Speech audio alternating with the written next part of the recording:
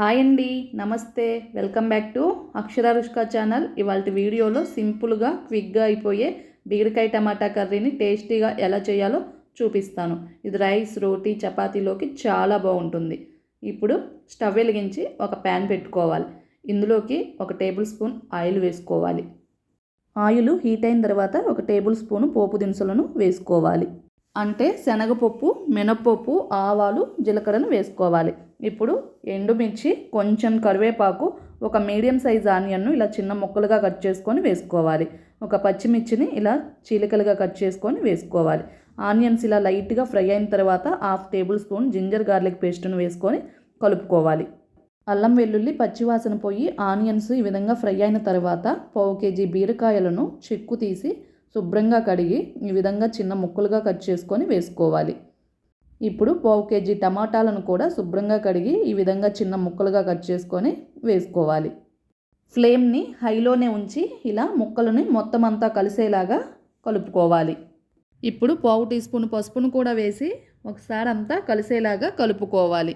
ముక్కలు మగ్గటం కోసం మూతను పెట్టి 10 నిమిషాల పాటు హై ఫ్లేమ్లోనే ఉంచి మగ్గించుకోవాలి. ఇలా హై ఫ్లేమ్లోనే ఉంచడం వల్ల ముక్కల్లో నుంచి వాటర్ అనేది త్వరగా రిలీజ్ అయ్యి ముక్కలు త్వరగా మగ్గుతాయి. మధ్య మధ్యలో మూత తీసి చెక్ చేసుకుంటూ కలుపుకుంటూ ఉండాలి. ఇప్పుడు ఫ్లేమ్ను మీడియంలో పెట్టుకొని ఒకసారి మొత్తం కలుపుకోవాలి. ఇలా ముక్కలు కొంచెం సాఫ్ట్ అయిన తర్వాత ఇందులోకి స్పైసెస్ను యాడ్ చేసుకోవాలి. రుచికి సరిపడా ఉప్పును వేసుకోవాలి. 1 టేబుల్ స్పూన్ రెడ్ చిల్లీ పౌడర్ను వేసుకోవాలి. మీకు స్పైస్ కొంచెం కావాలనుకుంటే ఇంకొంచెం యాడ్ చేసుకోవచ్చు. 1/2 టేబుల్ స్పూన్ గరం మసాలాను కూడా యాడ్ చేసుకోవాలి. ఇలా మసాలాలంతా వేసుకున్న తర్వాత మొత్తం అంతా కలిసేలాగా కలుపుకోవాలి. ఇలా మొత్తం అంతా కలుపుకున్న తర్వాత ఫ్లేమ్ను మీడియంలోనే ఉంచుకొని గ్రేవీ కన్సిస్టెన్సీకి తగిన విధంగా వాటర్ను యాడ్ చేసుకోవాలి. ఇక్కడ నేను ఇలా చిన్న గ్లాస్తో వాటర్ను యాడ్ చేసుకుంటున్నాను.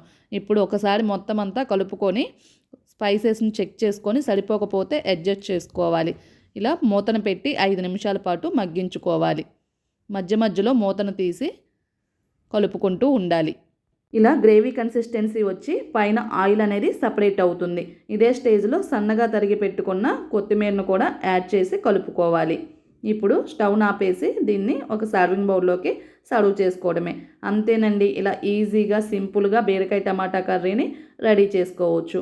ఆల్రెడీ ప్రీవియస్ వీడియోస్లో బీరకాయ టమాటా పచ్చడి, బీరకాయ శనగపప్పు కర్రీని చేసి చూపించాను. మీరు మన ఛానల్లో వాచ్ చేయవచ్చు. ఈ కర్రీ రైస్, రోటీ, చపాతీ దేనిలోకైనా కూడా సూపర్గా ఉంటుంది. మీరు కూడా ఒకసారి ట్రై చేసి ఎలా వచ్చిందో కామెంట్ బాక్స్లో తెలియచేయండి. మీకు ఈ వీడియో నచ్చితే please like, share and subscribe చేయండి. Thank you for watching.